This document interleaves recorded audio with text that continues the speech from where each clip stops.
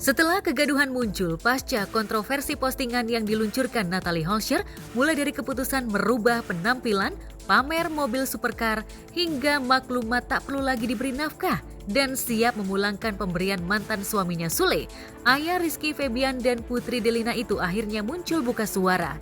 Ia bahkan meminta maaf atas kegaduhan yang dipicu oleh beberapa postingan mantan istrinya.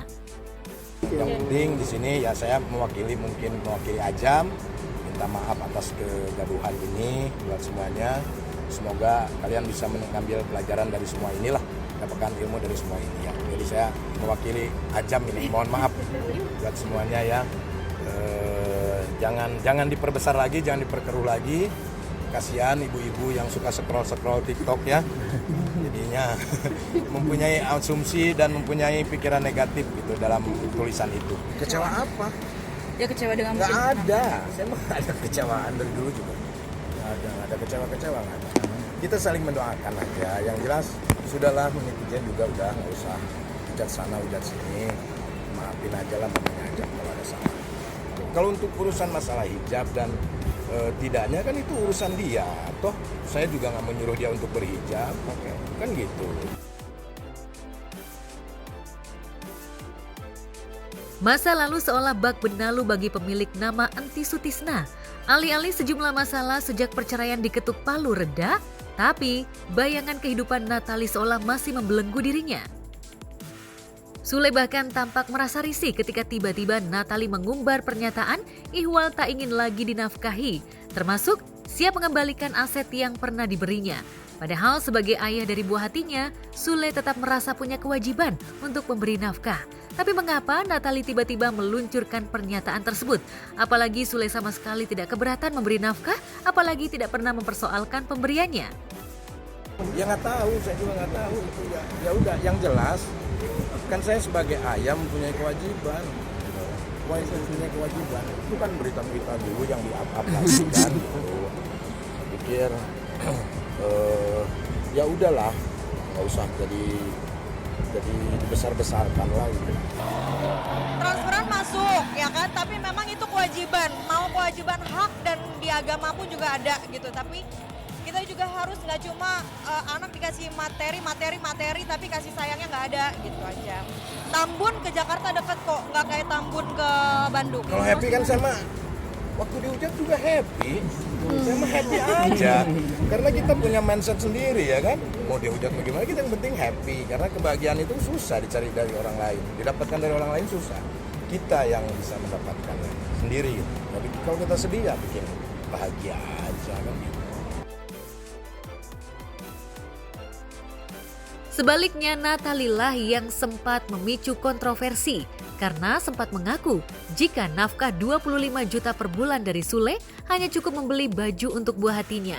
Sontak ketika pengakuan itu muncul, warganet pun terperangah seraya menyerang Natalie dengan komentar pedas, mulai dianggap tak tahu diri hingga terlalu berlebihan jika menganggap uang 25 juta hanya cukup untuk membeli baju anaknya.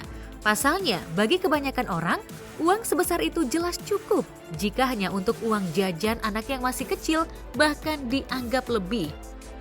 Ya wajar lah, netizen juga menanggapinya gini, ayo bun datang ke rumahnya ayah, masa harus aku sodorin terus gitu, sekali-sekali lah ayahnya juga main, gak usah sama akunya keluar dulu kemana, udah ketemu sama Azam gitu. Materi nomor 2 yang penting bonding ke anaknya gitu. Balik lagi, kayaknya enggak sih, kita ngurusin anak aja udah, sama-sama ngurusin anak. Itu ungkapan aja, itu emosional. Emosional kan dari awal juga saya kasih tahu sama semuanya, nggak ada apa-apalah. Saya pikir sudahlah, kita berpikiran positif aja lah ya. Jadi hentikan sajalah hujat lah ya. Bukan berarti gimana karena jejak digital kan pasti akan terus ada. Kasihan anak saya lah, kasihan Ajam lah gitu ya. Jadi please jangan ada uploadan yang tidak jelas lagi lah untuk keluarga saya lah gitu. Tapi ya itu terserah sih, saya juga nggak bisa menutup itu. Ya.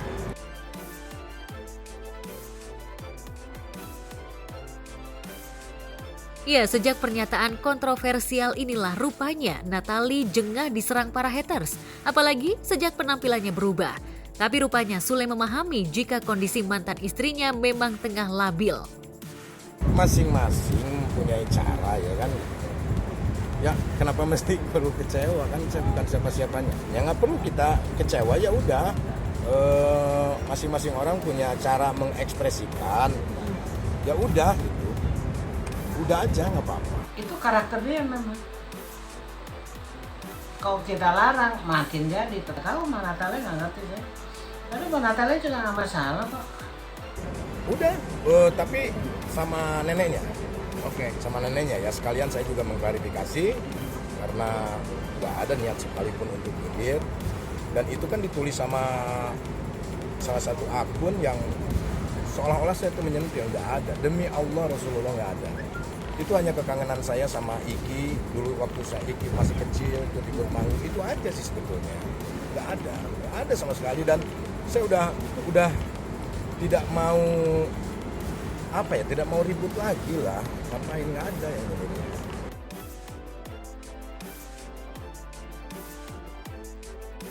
Kontroversi demi kontroversi kehidupan pribadi yang diumbar Natali seolah membuat Sule tak bisa tenang. Apalagi di tengah situasi usia yang tak muda lagi, Sule bukan saja harus berusaha mencari pendamping hati, tapi juga mempertahankan pundi-pundi rezeki untuk menopang gaya hidup di tengah persaingan karir. Ya dijaga aja semampunya lah, namanya juga manusia ya kan. Pasti ada lupanya. Tapi mungkin kayak ada seminggu berapa kali sih main dengan anak-anak? Dengan anak-anak setiap hari lah kalau di rumah. Mungkin sama Ajam aja lah ya. Kalau jarang dia sama Ajam aja karena beda rumah. Ya udah, mau gimana lagi? Udah berjalan kok gitu loh. Udah, ya kita nikmatin aja apapun itu lah. Yang jelas kan, yang terpenting itu manusia itu kan mendapatkan ilmu dari perjalanan. Kuatnya saya, kan kuatnya anak-anak saya, sabaran kan gitu. Itu poin yang terpenting. Dan kita juga nggak merasa bangga kok kalau saat ini kita dipuji-puji gitu loh. Masih banyak kekurangan yang harus kita benahi. Harapannya jangan ada potongan-potongan video buat kalian semuanya ya, potongan-potongan video yang mengakibatkan orang itu berasumsi karena netizen itu cepat banget dengan thumbnail dan judul. Terus janganlah disambung-sambungkan. Saya posting begini, sambungin. Saya posting begini seolah-olah saya menyindir, padahal kan nggak ada gitu. Tapi ya itu hak kalian juga untuk melakukan hal itu kan. Urusan nanti dosa apa enggaknya kan urusan kalian sama Tuhan kan gitu. Ya kan? Iya, itu aja, santai aja lah. Cuman itu harapan saya. Tapi ya saya juga nggak bisa melarang untuk hal itu. Karena kan masing-masing punya hak kan gitu.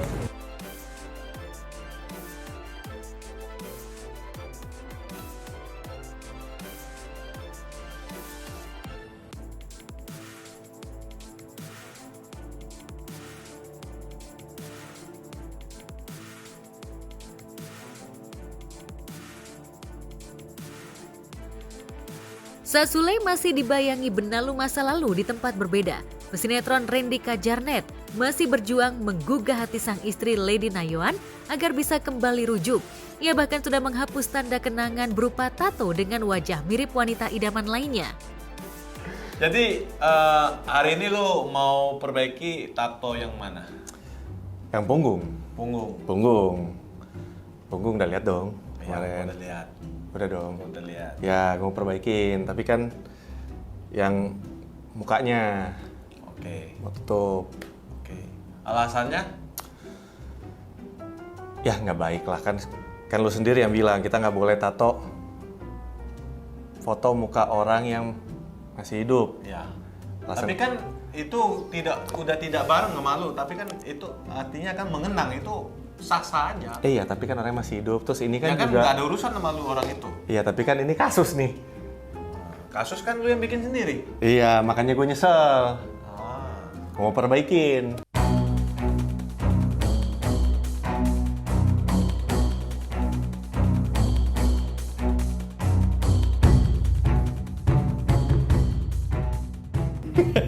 Gua tetap di pihak bini lu, bro. Iya. Lu kelewatan. Udah sekali dua kali masih nggak insaf. Akhirnya bikin tato ya. Ya sampai begitunya. Kalau gua juga sedih, bro. Coba lu sekarang gini deh, lu balik deh, lu di pihak si bininya. bininya lu yang selingkuh, lu yang kedapatan dia sampai nato muka cowoknya, lu perasaan lu kayak gimana? Hancur. Lu Sedih lah. merasa dia, lu akan maafin dia nggak? Bisa lah gue jadi suaminya nih. Lu ganti sisi. Oh ganti sisi, bisa lah gue jadi lady dong. Gue lihat. Dia selingkuh, dia nato muka cowoknya di badan, kedapatan sama lu. Nggak bakal gue maafin. Terus sekarang apa yang lu harapin? Ya mudah-mudahan dengan, ya berharap banget sih. Soalnya dengan gue ngerubah ini, ya adalah pintu kebuka sedikit buat maaf buat gue. Lu aja nggak mau maafin, apalagi dia. Kan lu sekarang di sisi dia. Ya tapi kan kalau kita ngelihat orang mau berubah, kita disakitin. Enggak, lu kelewatan bro, lu parah. Dibenerin, ditimpa. Timpa, artinya udah sama sekali nggak ada hubungan di situ. Nggak ada, udah selesai. Itu masa lalu. Chat lagi di Nggak ada, udah nggak ada. janji lu. Janji gua sama lu. Nggak mau, nggak perlu gua. Nggak. Gua di sini tugas gua, semua orang siapapun ke sini akan gua bantu, bukan karena khusus lu, jadi gua akan biar lu bayarin apa yang Lady rasain sebelumnya itu. Sakitnya. Hari ini lu akan bayar lunas. Ya. Gua akan biarin lu rasain itu semuanya. Rasa sakit yang disakiti itu nggak enak. Lebih sakit Nggak ya. enak, bro. Lebih sakit ya. Enggak, dia udah sekali udah kena, lu sakitin lagi sekali di hal yang sama. Iya. Sama dengan kayak begini. Itu banget. Oh, Kayak iya, lu filosofi. udah luka, disiletin aja. Lu rasain gimana? Lu mikir aja. Luar biasa. Nah, itu yang dia Iya. rasain.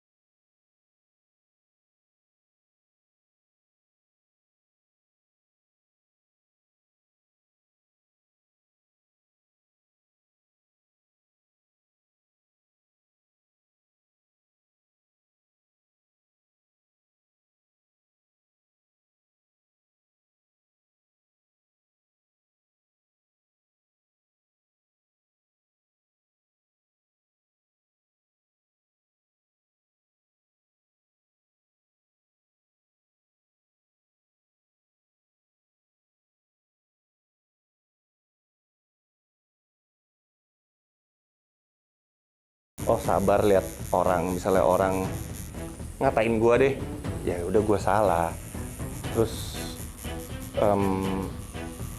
nggak terima sama gua atau nggak ninggalin gua di posisi kayak gini, banyak kok. Banyak kan? Kalau hapus kan agak lama ya, pakai laser itu berbulan-bulan, karena kan ada beberapa tahapan. Solusinya buat saya ya ditimpa. Tahu bagian mana ya pasti ya bagian muka.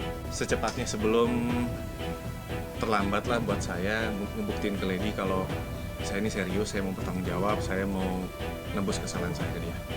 Aku bilang, aku marah tuh, aku bilang aku mengancam untuk mengancam bahwa kalau berani gue viralin.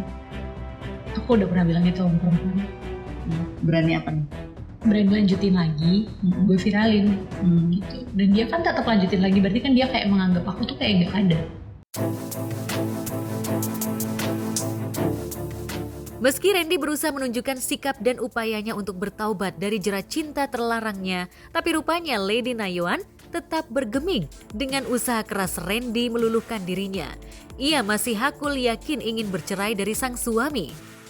Karena sebenarnya aku hancurnya itu udah dari Januari.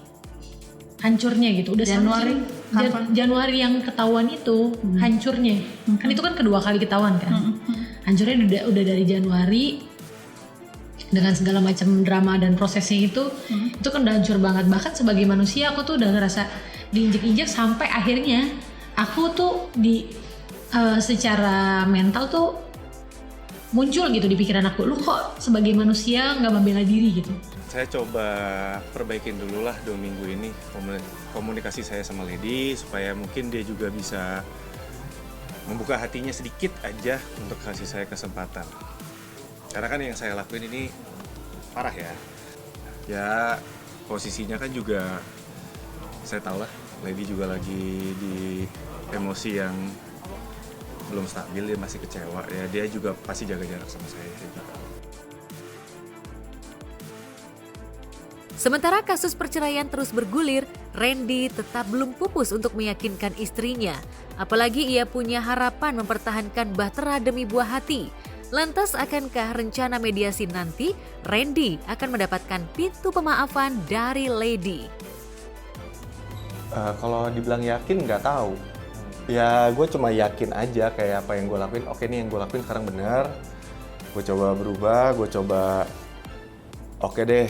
Nih gue kemarin salah nih, gue udah oke, apa yang harus gue perbaikin nih? Tadi kan kita juga terima kasih dengan hakim mediator dari Pengadilan Negeri Bekasi, karena tadi juga sebelum proses mediasi itu dilaksanakan, para prinsipal yaitu Pak Randy dan dengan Bu Lady itu sudah diberikan kesempatan nih untuk kaukus. Artinya para pihak ini ketemu langsung, ngobrol langsung tanpa didampingi oleh kuasa hukumnya. Jadi tadi Pak Randy dengan Bu Lady juga didampingi oleh ada hakim mediator gitu ya dari Pengadilan Negeri Bekasi. Ini udah sempat ngobrol lah gitu ya. Jadi ini kesempatan yang baik juga yang diberikan oleh pengadilan nih dalam proses mediasi agar selama 2 minggu ini Pak Randy, klien kami dan juga Bu Lady ini bisa kembali membuka komunikasi. Minta kamu apa, mau kamu bercerai, mau kamu rujuk, mau kamu apa, aku dan istri mendoakan yang terbaik untuk kamu intinya. Yang penting kamu bahagia, anak-anak sehat dan bahagia semuanya. Apa yang bisa kami bantu saya, Pak? Jadi nanti doanya dan support dari teman-teman media, dari yang lain juga gitu ya. Tentunya juga ada keterlibatan mungkin pihak-pihak lain yang ikut membantu dalam proses ini gitu ya. Mungkin sebagaimana teman-teman media sudah tahu gitu ya. Yang mudah-mudahan di kemudian hari tidak ada pihak-pihak lain yang bisa menunggangi atau memanfaatkan kondisi-kondisi maupun isu-isu yang nanti akan berkembang. Kurang lebih seperti itu ya. Dan aku juga salut juga untuk Lady yang mau speak up. Menurutku ini tidak gampang dan tidak mudah ya. Jangan kalian putar-putar balik ceritanya. Bagi kalian semua yang ada di rumah, jangan diputar-putar balik bilangnya pansos ini itu. Bener-bener terima kasih banyak buat dokter mau percaya sama aku, bisa kasih aku harapan, yakinin aku gitu kalau aku pasti bisa jalan ke depannya lebih kuat, lebih baik buat anak-anak aku. Ya rujuk. Ya dikasih kesempatan sama Lady. Ya karena kan ini kan kalau teman-teman media tahu kan udah kayaknya mustahil ya untuk rujuk dengan kesalahannya kayak gini. Tapi intinya yang pengen saya sampaikan sih ke Lady cuma saya pengen bertanggung jawab, pengen mau membayar semua kesalahan saya ke Lady. Saya tahu dia kecewa banget, hancur banget. Dan saya juga nggak mau anak-anak saya juga jadi hancur karena keluarganya kepecah. Yang saya lagi perjuangin itu. Jadi mohon banget, minta banget doanya.